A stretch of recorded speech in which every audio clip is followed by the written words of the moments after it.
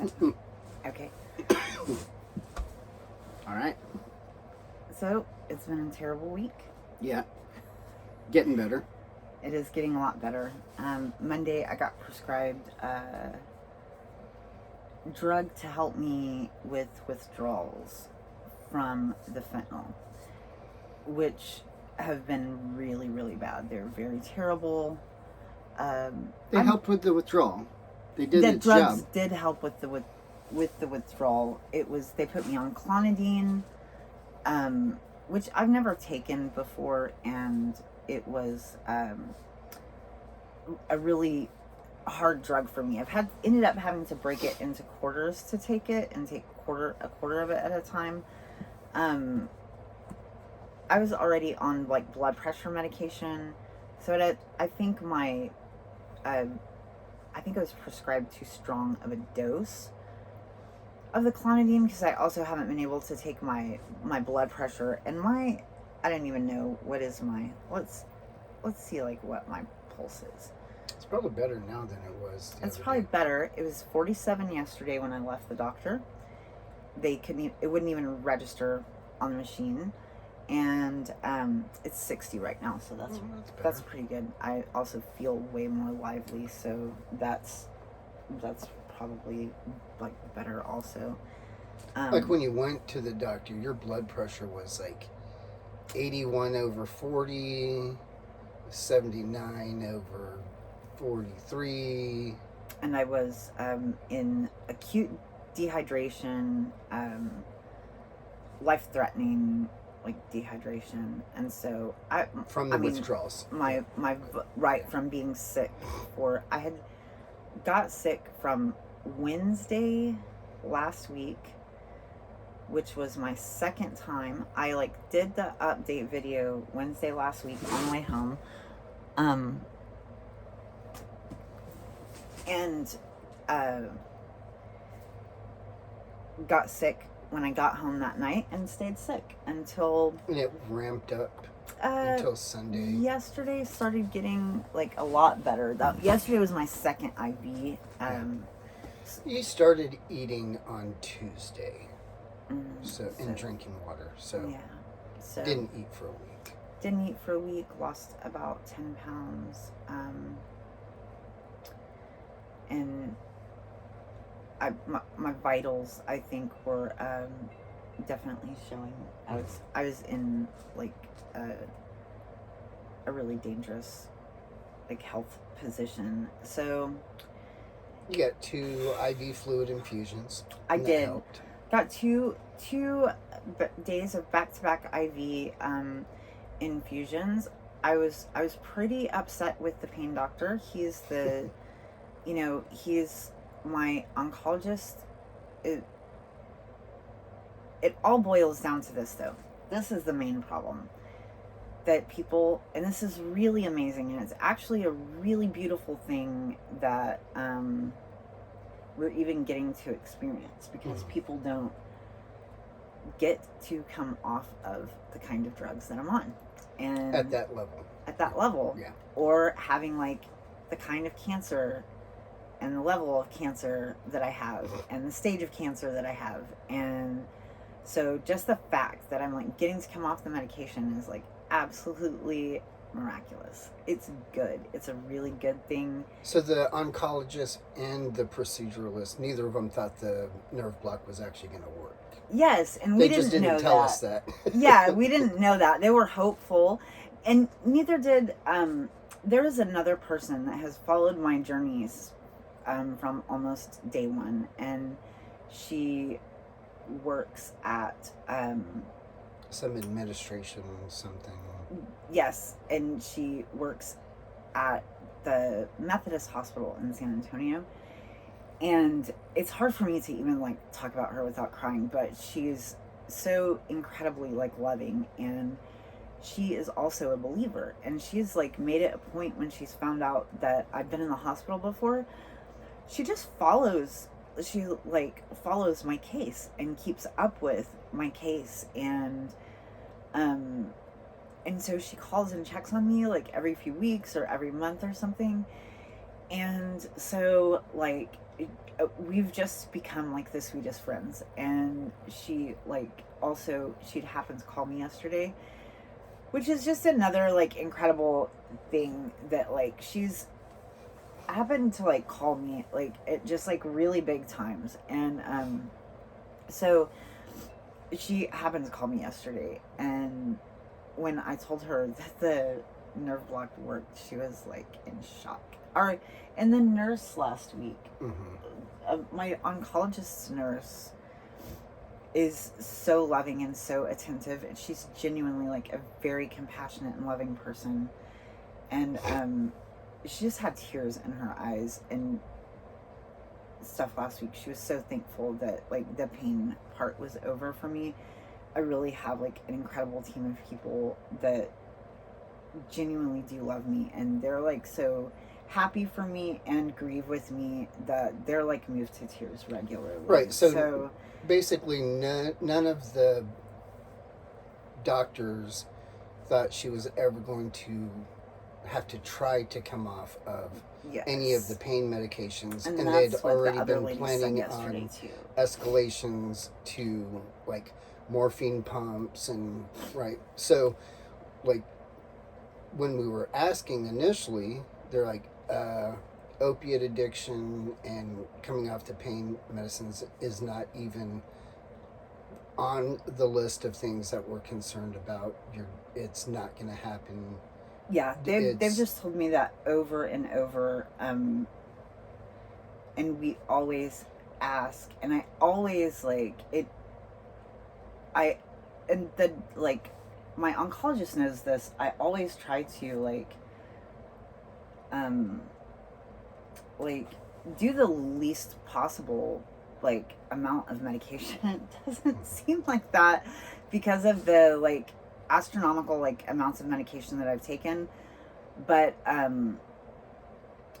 mean, they've repeatedly had to tell me, like, just take the medication. Don't wait.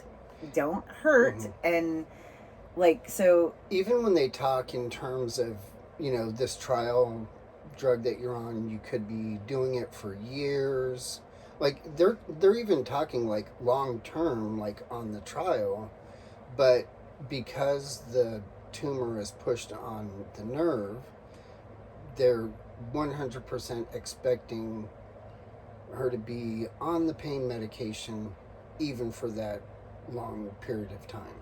So, you know, they're used to, like, people ramping up to a specific level of the pain medication, and they're on that until they die. And I'm really concerned that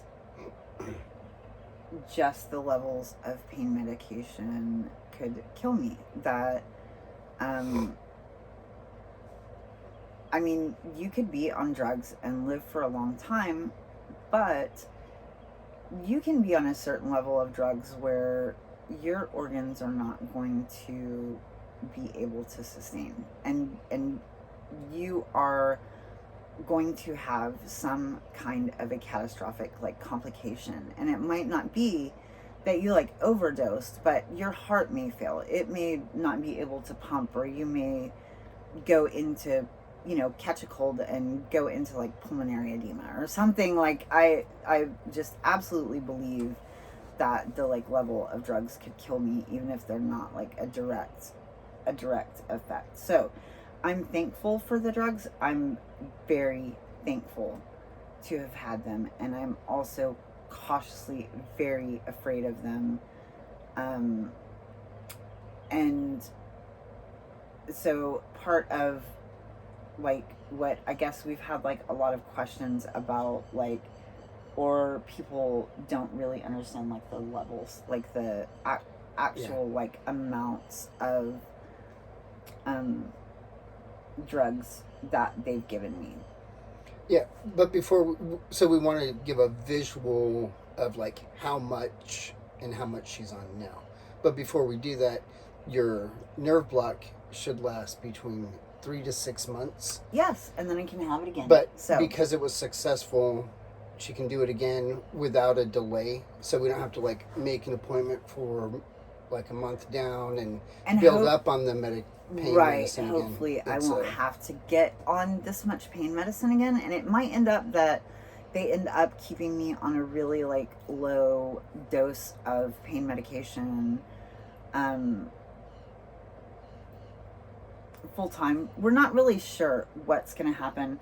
They keep like tossing that around and talking about it.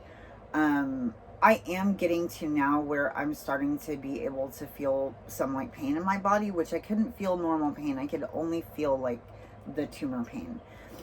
And then this probably won't make sense. This isn't the same as the nerve pain, but now, like when I lay down at night, I can feel on my rib, I can feel the like tumor like pressing.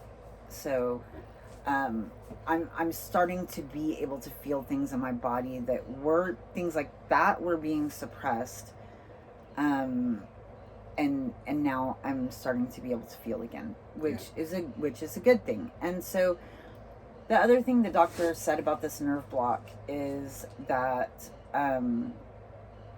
when the cancer spreads, that he usually is only able to repeat like what he's already done, and that it's only effective to like blocking pain like in this center like mass area, that once the cancer spreads, that the nerves on the ribs, which cause pain like down into the legs and more in the torso and stuff, they're different nerves.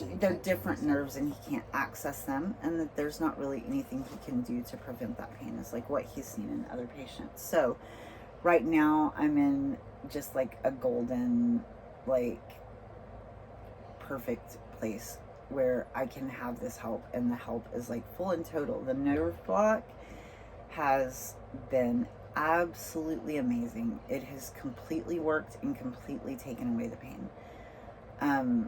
Something like describing like being able to feel the tumor, like, I mean, that feels like you're like just like laying on something. It's not like a like pain issue, so it's not a big deal.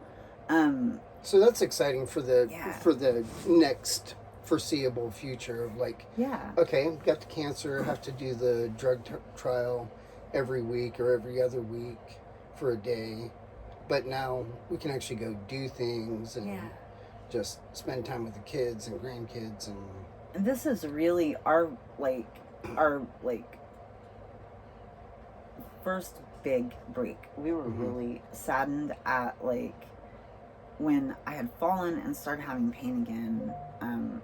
We were really saddened at the like next part of the journey, because we just like finished chemo and everything, and we were like, and we like didn't even get a chance. Like we felt like it was like no break in between. Like it was like almost like back to back. This part has turned out to be such an incredible blessing, because the immunotherapy does seem to be working and holding the cancer at bay. So, I mean, we still just continually keep praying that my body will engage in the like active destroying of the tumor that's like on my arteries and nerve bundle. At the very least, the immunotherapy has prevented it from spreading. It's a miracle that I've lived this long.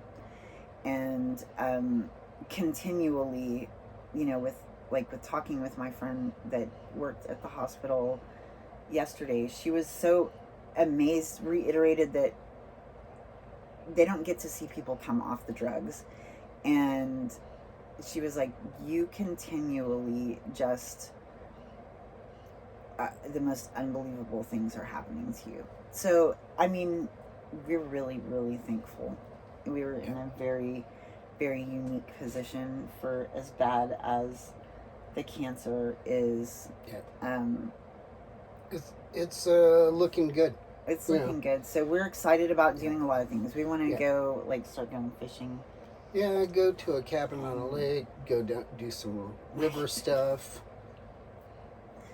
Yeah. So we're excited. One of us really enjoys being in and by water. So that's what we're going to be doing a lot this spring and summer is water stuff. Very excited to do that with you. So the medications. Oh, yeah. So a lot of people have been asking how much, like, you're saying these numbers and types and stuff, and they asked for a visual. So what I'm going to do is show you guys what a daily amount of pain medication was before and up to the date of the nerve block, and then what she's on right now. Describe each drug, what its normal healthcare system use is, compared to what addicts on the street do, just so you have a better understanding of how much opiates she was on walking around. And then how much I'm not now. And how much she's not now. So why the withdrawals were so crazy. So they were bad. Okay, so let's see. Push that little button, right? I don't know. How you make it go around? How you make it get to the other way? Do that. Hold on. Hold on. Also, no. What? No, that's the stop button. That's not. That's the red button. Is the stop button. I think it's gonna take a picture. I don't know. Oh, okay. I don't know what that is. How do you? There's I don't know what we're doing. No, we don't know how to do this. So, Hey, I think you have to pick. If I make another, pick the drugs up. Just if I make another one, you can stitch them together, right? No, just pick it up. Like this. Oh yeah, that's how we do it. We're old, so okay. So this is a daily amount of how much drugs she was on, and I'll explain. So this guy right here, this one, that is 10 milligram hydrocodone. So we have family and friends on pain management for like fibromyalgia and like a whole bunch of like back disease, broken back stuff, whatever. And their normal daily dose on a high level is 4. And their pain management over the past several months, this is after years, have cut them down to 2. Two That's of those so peptides. ridiculous. Yeah, That's it's insane. crazy. So Cheryl has been taking 2 of them every 2 hours, 2.5 hours or so every day. Except for some really bad days, I've taken them every single hour. Right. So that's an average, right? So people that we've known that were pill addicts that did this every day took about maybe half. 10 a day. Yeah. A total of maybe 10 a day. And that's a high. And that's yeah, right. High. That's a very high like average. somebody who takes it a lot and every day. So which would be 2, 4, 6, 8. This many. So even like people that we know that do a lot of this, that's how much they did. This is how much she was on every day on average. On the day of her nerve block, she stopped taking all of it. Okay, this is hydromorphone or Dilaudid, and this comes in 1 milligram, 2 milligram, 4, and 8. These are 8 milligram. So she was taking a total of 16 milligrams every hour and a half or so every single day. For normal pain management, you might take 1 of these a day, broken in half, 1 in the morning, 1 at night. And taking them around the clock, like waking up in pain, like right, every 2 hours at the most. So this is like a full day's worth on average of what she would take. And the day of the nerve block, she stopped taking all of that. So that's a lot of opiates to quit on one day. And that's not even all. That's just her break. Right, that's her breakthrough medicine if her base stops working so good, which is kablamo, these bad boys. So we'll go like this. Okay. So this is fentanyl patch. This is 100 micrograms. This one is 50. And so they go on and they last for 3 days. It did not last me 3 days. I am one of the very, unique people, The oncologist has had a couple of people that have... And if she wouldn't have told us, we wouldn't have known. We thought, something is wrong with me. Right. But she was like, maybe the patches aren't lasting you 72 hours. They're lasting you 48 hours. And I don't know how that's even possible because they're, time release. But... Right. So but it is true. We'd have to switch them 12 hours early. I was on these patches for months, right? And every third day, the 48 to 72 hour mark, nightmare. Right. The pain medicine, that's when the pills are every hour. Right. It is not working. But I'm thinking right. I'm just thinking my pain is worse. I didn't realize there's a possibility that these patches aren't working. So whatever. So she had to change. You're supposed to change them every 3 days. She had to change them every 2.5 days. Yes. Okay. So this for the 3 days is a total of 15 1/3 milligrams of fentanyl. So each 24-hour period, that's over 5 milligrams of fentanyl. A fatal dose is 2 milligrams if you do it all at once. Okay, so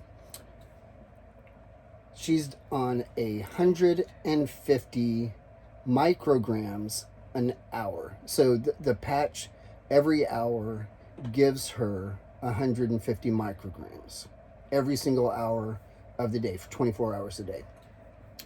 So average fentanyl users, just like somebody that does fentanyl on the street occasionally, tries to do between 50 and 75 on a go. But they only do maybe 2 or 3 doses on that day. A heavy user might do between 100 and 150 micrograms on their dose. But again, they're only doing maybe 3 doses a day. A real heavy user might try to do about 200, maybe 250. And again, they're only doing 3 doses a day. So she's doing 150 micrograms, but doing it 24 doses in a day. So the amount of fentanyl that she was on is so extreme. So that first day, she cut out this patch. And all of those and pills. all of the pills. So that was day 1 of the block. Day 1 of the block, she went from that whole list of pills and these 2 patches to just pretty this fine. 1 patch. Right. I got sick a couple of days went by, and then I got real sick. And then threw up for a couple of days.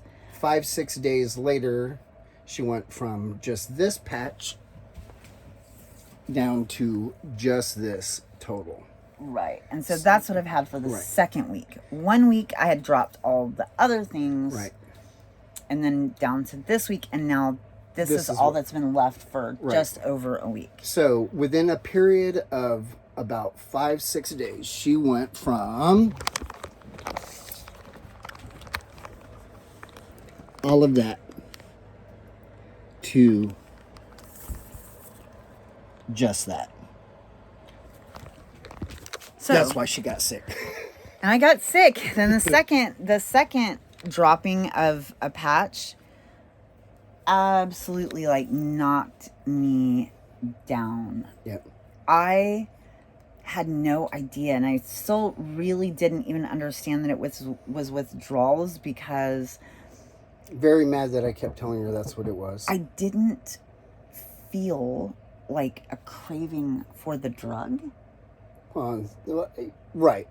But I mean, like on Sunday, you're like, maybe if I just increase the patch a little bit, it'll feel better. That I would feel not so sick. Right. But it wasn't like I felt like I need drugs. Like, Right. it wasn't like that. And it wasn't really weird. It wasn't as bad as like you might see in movies or something. Like you're like sitting and sweating and like stuff like it wasn't exactly like that.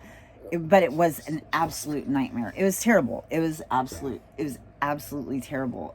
I'm just saying it wasn't exactly like that. So I was like, I don't really know if this is withdrawals, because I'd never like. But you're doing it from the inside. I'm doing it from like watching. So yeah, I'm sure that's a different thing.